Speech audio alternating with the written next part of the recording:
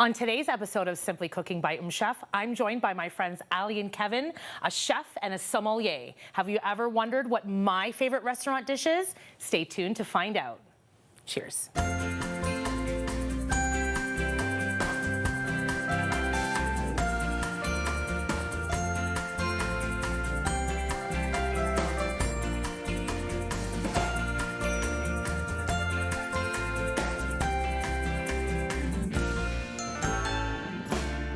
I am here on set with some of my favorite chefs the city has to offer. We have my friend Kevin and his lovely Ali, who is a sommelier here in the city. They own the Jack Ketch, which was my favorite restaurant here in the Ottawa area from 2017 until mid-COVID times, which we're going to talk about in a bit.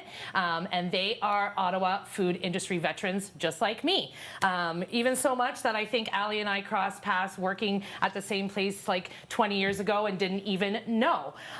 So the reason I asked them to come on the show today is because Wendell and I used to go to the restaurant all the time. I had some great friends who invited us out on a double date in 2017, and we were so blown away by Kevin's, MacGyverness in the kitchen that we returned all the time and, spent some really awesome celebrations there, and even one time held a mystery dinner at their location.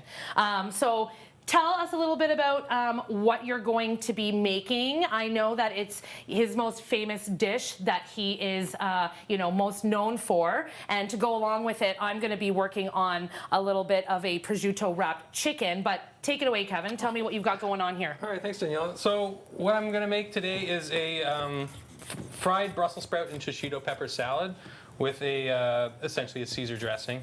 So I've got some garlic, eggs, lemon, anchovies, Dijon mustard, and Parmesan cheese. And so we're going to fry up the Brussels sprouts and the shishitos in our fryer, and then we're just going to toss a bunch of dressing and then really cover it with parm. It's going to look like snowfall. And we used to make so much of this dish at our restaurant. It was just 26 seats, and we would go through 75 pounds of Brussels sprouts a week. It was so much that our farmer was having problems keeping us supplied. Maybe you single-handedly, started that whole Brussels sprout movement. I probably 8 years ago, No one can prove otherwise, so I'm going to take full credit for that. Yeah, absolutely, absolutely. So yeah, that's pretty much what we're going to do. So we're going to chop up all this stuff into our food processor. Okay. And put it all together. We have the eggs and the Dijon mustard as emulsifiers. And the reason that the Brussels sprouts, we're going to fry them is because when it gets cold outside, the Brassica family, what they like to do is create antifreeze. Okay. And so that antifreeze comes out as sugar. Yep. So when it gets really cold out, it gets really sweet. And you don't get that like really, really bitter Brussels sprout flavor that we remember from our childhood. And that's why they tend to come in later in the season. That's right. Their time to harvest is later in the fall, like right now before the snow comes or whatever. And you said Brassica family. I'm just going to touch on that. Brassica family is a family of fibrous vegetables. What else do we find in there? Cabbages, cauliflower, broccoli, kale, stuff like that. It's a nice and hearty vegetable. It doesn't really wilt when it gets cold, that you notice. Like even kale, if you put dressing on it, it will last for a few days in the fridge. So, this is one of those dishes that you could even, make today and have for lunch leftovers tomorrow. Absolutely. Or what have you, right? And we're frying it because I prefer them fried, but you can always. Of course. I mean, They owned a restaurant, which, when you go to a restaurant, there's usually like the whole shebang when it comes to the kitchen. So they were using a deep fryer, but if you wanted to, you could turn your oven up really high to like 450, 475 and coat your vegetables in an olive oil spray and roast them really till they get really crispy, basically. Right? That's right. And they're gonna smell almost like popcorn. Okay. That's when you know it's getting ready. It's close to ready. Love it. So So tell us a little bit about these shishito peppers, what they are, why, and what brought this recipe about. So pretty much it was what grows together goes together. So our farmer Andy at Acorn Creek, he used to grow shishito peppers with his Brussels sprouts, and shishito peppers are a very famous Spanish tapas. So it's blistered shishitos, and normally they top it with gray salt. Right, right. So we figured if they're coming in at the same time, they must work together. And shishito peppers are also known as roulette peppers. Oh. So one in every couple hundred is really, really spicy. But the rest are all mild. But the rest are all mild. Okay, They're like okay. just above a bell pepper. But sometimes you get like a little mystery one that's about as hot as a habanero. Yeah, So okay. it adds an element of danger to the dish. I love that. Yeah. I love that. It's kind of like my Nona's tomato sauce. I love that roulette thing. I'm now going to call my Nona's tomato sauce the roulette sauce, because same thing. She gives me all these jars, and one might be so hot that like it blows your face off, and then the rest are mild. You never know. Okay, so while Kevin's working on that, right now you're working on putting all the ingredients that we talked about in the food processor. Yeah. When this show airs, we can post, the ingredients on Instagram, and we'll tag these guys. But Ali, why don't you tell us a little bit about what your food journey has brought you on now? I was just saying that, the Jack Ketch opened in 2017 and unfortunately is no longer. But these guys are, still in the food industry. You can see Kevin's worn apron. And where are you guys now? What are you doing now? After we sold the Jack Ketch, I moved over to a place on Somerset called Buyers and Cellars, which Awesome. is essentially a wine import agency, but we're also a tasting room. So the idea is to bring in wines from places that the LCBO doesn't necessarily go to. So we look for wines from places like Lebanon, places like Georgia, which we now know is the birthplace of wine, Awesome. much to the chagrin of the French. Yeah. Places like the south of England producing some incredible wines as well. So that's basically what we do. We always are sort of thinking outside of the box. Really cool. And we do guided blind tastings. So you come in, you sit down, you tell me what you normally like to drink, and I'll pour 5 I'll 1 take ounce that. wines based on that. Me. Thank you. And you really get into those wines without any preconceived notion of the grapes. So blind tastings are our favorite thing to do. I love that. I'm there 5 days a week, and it's great. And I'm loving my wine journey and learning about new places. I love that so Yeah. much. Kevin just added anchovies to there. So there's Right? anchovies, garlic, eggs, Dijon mustard, black pepper, lemon juice, and salt that I've dissolved in the lemon juice. Okay. So you Okay. want to dissolve the salt in the lemon juice so that it doesn't get like grainy Yeah, when absolutely. you make the mayonnaise. Absolutely. Yeah.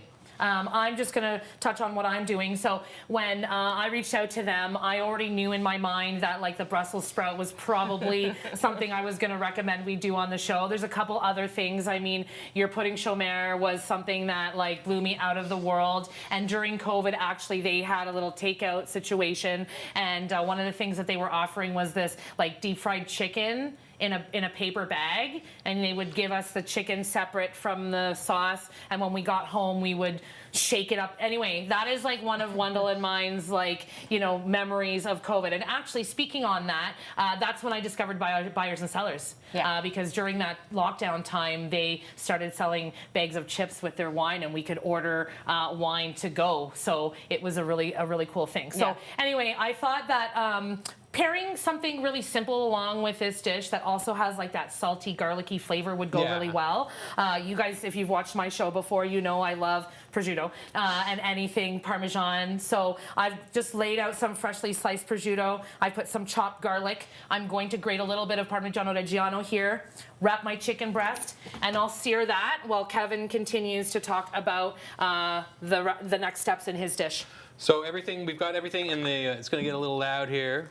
All good, all good. So everything's in the. We're going to let that run for a little bit, just so everything kind of blends together, Emulsifies. breaks down. And then we're just going to slowly add our oil. I'm going to knock this piece of garlic down. It's being rude. And if you didn't have a food processor at home, you could whack this all into your Vitamix or into your regular Ninja Bullet. Yeah. Or you could use a jar like you've seen me do before with an immersion blender pulling it out. Really, you could even whisk it by hand if you didn't have any equipment, but you would want to grate that garlic first. You'd want to grate the garlic and make it really into a pulp. So the best way to do that, take your garlic, cut it in half, take the little stem out, because that's what gives you like the garlic bitterness. indigestion and stuff. You smash it down.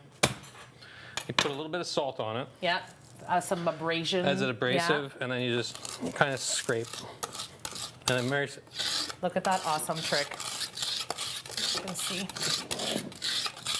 and now you see this. Turns into this beautiful garlic paste. Yeah. And then if you're cooking at home, and not, I mean, even for other people, if you have a nice piece of little crusty bread, you could wipe wipe your little cutting board and have a little taste. Waste not, want Yeah, not. exactly, Absolutely. exactly. So we'll keep this going, and we're going to slowly add our oil. I'm wrapping my prosciutto around this chicken breast here. It's not that pretty, but it's gonna do what it needs to do. I started heating my pan. I've got it on high right now. I'm going to drizzle some olive oil in there, and then we're gonna sear these chicken breasts on both sides, and then I will put them on a pan and finish them in the oven. Oh, look at that come together. If you don't have prosciutto and you don't eat pork, you could use something like a turkey bacon. You could use real bacon if you want it as well. You could also wrap in salami or, any other type of thinly sliced meat, like a speck or even like a ham of some kind. Awesome. Yeah, it's coming together there. Now, Kevin, why are you pouring it that slowly, the oil? So the reason you want to pour very slowly is because there's only a certain amount of oil that the eggs and the emulsification can take at once. Otherwise, It might split. It'll split. And Yeah. then If you pour it too quickly. If you pour too quickly, Okay. yeah. And I've done a show once where we did mayo and it split on me. Okay. And then what I did was I grabbed another jar, I added another egg yolk, a little bit more mustard and lemon, and then used the split mayo as the oil that I was drizzling into the new batch, and it saved it. Oh, good. So you don't need to worry too much that if it does split, that's okay. It can always be saved, with a whisk or just by redoing it, basically. Awesome. So I'm just adding more Parmesan cheese into there. To give it some good flavor. Give it some good flavor, get some salt, give it some body as well. Pass me the olive oil, please. Absolutely. Thank you. Okay. We are just a little bit over halfway through this segment. So let me pour this dressing into this mason jar for you. And then I'll get you to start on showing us what the frying situation is like. What have you set this to? If people at home have a deep fryer, great. But if they aren't using a deep fryer and they're using like a pot or a pan on the stove with a little thermometer, what's the temperature they're looking We're for? going for 375. Okay. We don't want it too that's pretty much the max we want to go, is because we want to, once the fryer hits, all the Brussels sprouts hit the fryer, we want it to cook very, very hard, very, very fast, And I just pulled the plug out of That's all. there, but it's nice and hot, It's so nice and hot. that's okay. it'll hold.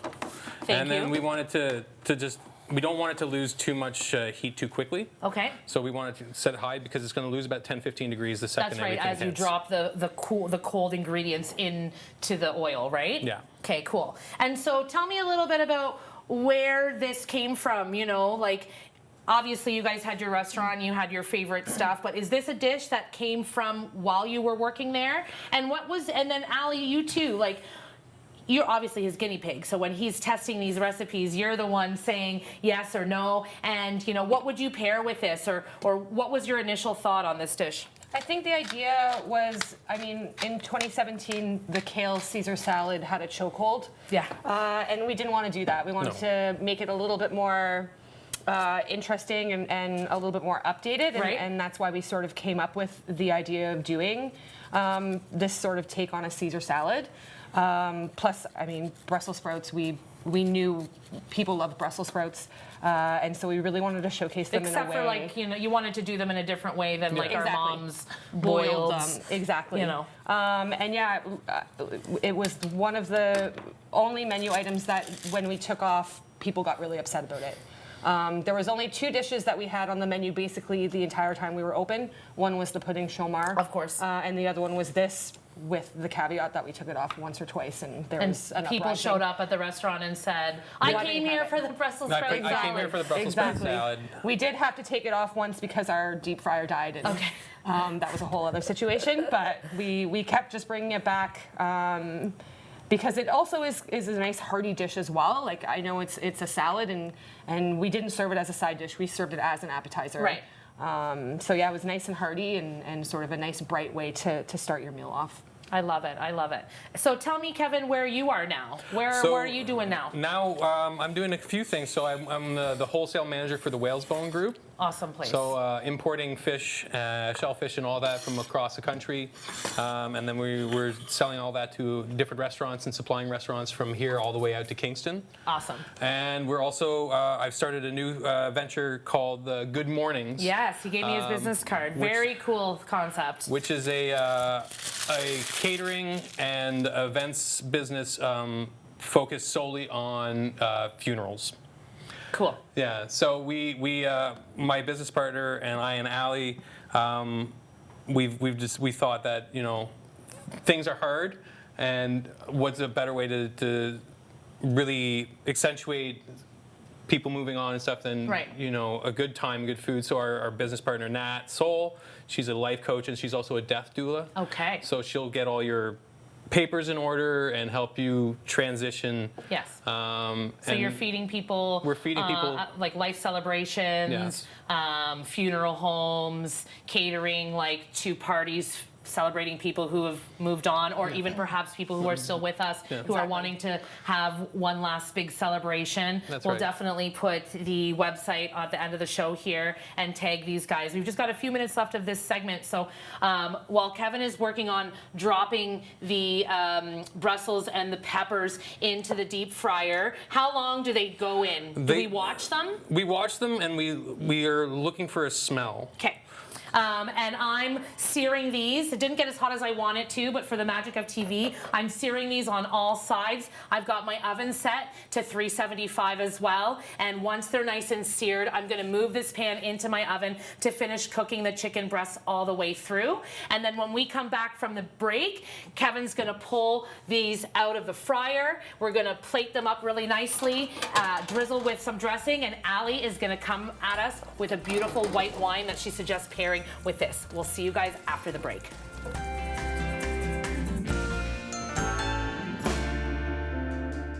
So on the break, I put my prosciutto wrapped chicken in the oven. It's been cooking and finishing for me. It got nice and brown. I'm gonna take that out in a second. Smells lovely. And Kevin dropped the Brussels and shishito peppers into the oil. They've been frying.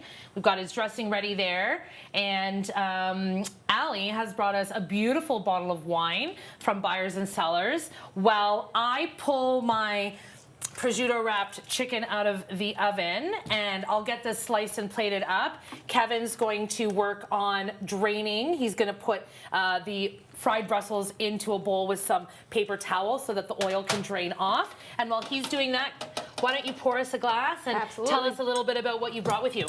Yeah, so this is a wine from Burgenland. So we're going to Eastern Austria. And this is coming from Michael Opitz, Weingut Michael Opitz. And it's actually a Sauvignon Blanc. Sauvignon Blanc tends to be really popular in Ontario, especially from Marlborough. Right. However, what Michael Opitz does is a little bit different. He tends to oak age his Sauvignon Blancs in an oak called Caucasian oak, which is basically a neutral oak. Okay. And what neutral oak does with wine is that it softens the acid. So Marlborough Sauvignon Blanc tends to be quite high in acid, and a lot of people stay away from it because it does give people quite a lot of heartburn. Right. But that neutral oak really sort of dampens it down. Okay. I paired it with this dinner because there's a lot of green on the nose, a lot of vegetal, grassy notes typical of Look how Sauvignon Blanc. beautiful. It is beautiful. However, in the glass, it's going to be a little bit more sort of a tropical flavor, a little bit Okay. of pineapple, Okay. and then really, really nice soft acidity at the back end. We're eating some stuff that has a lot of fattiness, Yeah. you know, the Yeah. prosciutto, the dressing and the salad here as well. So you Yeah. want to have some acid to cut through it. I love that. But it has a really nice mouthfeel because of that oak aging. So there's a nice weight to it, but without having that butteriness or that popcorn that we get Yeah. from like an oak Chardonnay. Absolutely. Yeah, so I'm gonna walk over a glass to you here. Thank you. You're very welcome. I sliced up my chicken prosciutto here. It's not as together as I'd like it to be, but that's perfect because all the little crispy bits of the prosciutto that fell off are actually the best part. So I'll get this on the plate, but let's have a little taste of this. Cheers each other thank you for coming on to my show. Thanks for having Thanks us. for having us. Oh yeah, it's very nice and bright. Little salinity Yeah, too. it has a little bit of like citrus in the background, which really cuts in with the prosciutto here. Let's just each have a little piece of prosciutto to go with our wine, and then Kevin can tell us about his plating here. But also, I wanted to ask you guys about, you opened up your restaurant in 2017 and closed around COVID. I also was building a brick and mortar, and that didn't work out. But hindsight is 2020, and the food industry in Ottawa is a very interesting place. And so I just wanted to ask, like, for me, looking back, I couldn't have asked for a better outcome. I love that I don't have a location and that I'm not tied to a location 7 days a week, and that I get to have a different day every day going into different people's houses. So tell me a little bit about the transition from opening a restaurant to, these guys lived above the restaurant, and then closing and where you are now. Yeah, take it away. Yeah, for us it was a little bit different because we did live above our restaurant in Stittsville, and so when we lost the ability to keep paying our bills during COVID, we also lost our house. Right. So Right. we had to sell the building in its entirety, and then we moved into my parents' basement for a while. For the second time. For the second time. That's okay. For the first time during construction. And then, we transitioned pretty well because it's kind of nice now that we're not tied to one building every day, all day, because we were a small restaurant. Right. If you're a restaurateur, you need more than 60 seats if you want to not be in the kitchen Absolutely. anymore. Absolutely. And we were very and be small. able to like pay another And chef to do Right. the work for you. Right. Yeah. Right. So we were there. We were downstairs 12, 14 hours Yes, a you day. were. 14 hours a day. We were open for lunch. We were open for dinner. We did Sunday brunch for a while as Right. well. So they were long days. Not complaining. Like Stittsville was really great to us. We loved having a restaurant there. We were, very different for Stittsville. We weren't selling pastas and that sort of run-of-the-mill stuff. We were, doing stuff that was a little bit more, I would say, like avant-garde And the elevated time, for and that area. elevated. Absolutely. I mean, we were driving all the way from the West End to come, to Stittsville because you guys really, in my opinion, were doing something that nobody else in Ottawa was doing, and you were like, at the forefront of this like. Brussels sprout, Caesar revolution. But what was also really cool about their place was it felt like them. I met them at the restaurant, but, got to know them a little bit better as time went on. And, Wendell and I really enjoyed our time at their space because it felt like them. You guys, your energy was the space. It was a really tiny little small restaurant in the main floor of a house. An alley behind that bar, your beautiful bar, you guys fit really well there. And how has that helped you transition into what you guys are doing now and what you offer to the Ottawa food market now? Well, like you learn the sense of ownership when you have your own place and the effort that goes into it. So you kind of see that in other, and you want to Places. kind of develop that in people you work with as Right. well, so that they too can work towards that goal. Because most cooks do eventually want to get to that point where Right. they can have their own brick and mortar, or they want to go back to their old hometown Right. and start like a little diner or something. So it's nice to be able to sort of be a mentor in that way. And yeah, so I moved out of the Jack Ketch, and then eventually I ended up at Riviera being the Right. sous chef there, and now I'm running the Whalesbone Wholesale, and I've got Good Mornings starting, and Allie has been on her own wine journey, and she's fantastic at her job, and now she's definitely fantastic yeah. at her job. Thanks, guys. She came and brought Wendell and I this beautiful bottle of Pinot Noir the other night when we were chatting about this show, and is something that's available also at Buyers and Sellers, right? So, Yep. you know, if you guys are wanting to try this wine or any of this, you know, food, you can hire me to come over to your house and recreate this dish at your place. But you definitely need to go to Buyers and Sellers. Tell us about where it's located, what the hours are, all that Yeah. jazz. We're at 327 Somerset Street West. We're open Wednesdays to Sundays, 3 p.m. till 10 p.m. And I always recommend booking in so we can actually spend, we tend to spend 90 minutes with people for a Wow. tasting. So I always recommend booking in so we can give you that allotted time and sort of explain all the wines. And we are kind of wine nerds at Yeah. Buyers and Sellers. We tend to have a passion for it. But we also like to make it quite approachable. Sometimes wine can be overwhelming for the average person, so we really want to make it so that, you know, there's no judgment, anything like that. We want you to discover wines just like we discover wines. Yeah, awesome. Yeah. You know what? And that's another reason why I asked these guys to come on the show is, you know, if you've seen my show before and you know me, I'm very passionate about everything that I do. And I feel that about these guys too. You know, although they don't own their own place anymore, they put their whole heart and their whole passion into whatever they are doing, which is just like me and Wendell. So we really align with these guys. Let's cheers and take a taste. And thank you guys for coming to be Thank a you. part Thank you, of buddy. my passion project. And I can't resist. I have to have a bite of this and then a little taste of the wine. I've got the Brussels with this dressing and a little bit of the Parm snow there. It's been a while. Taking me right back to 2021. Oh my goodness. So fantastic. Thank you guys so much for joining me today on Simply Cooking by Item Chef, and I really look forward to seeing you on the next episode. Salute.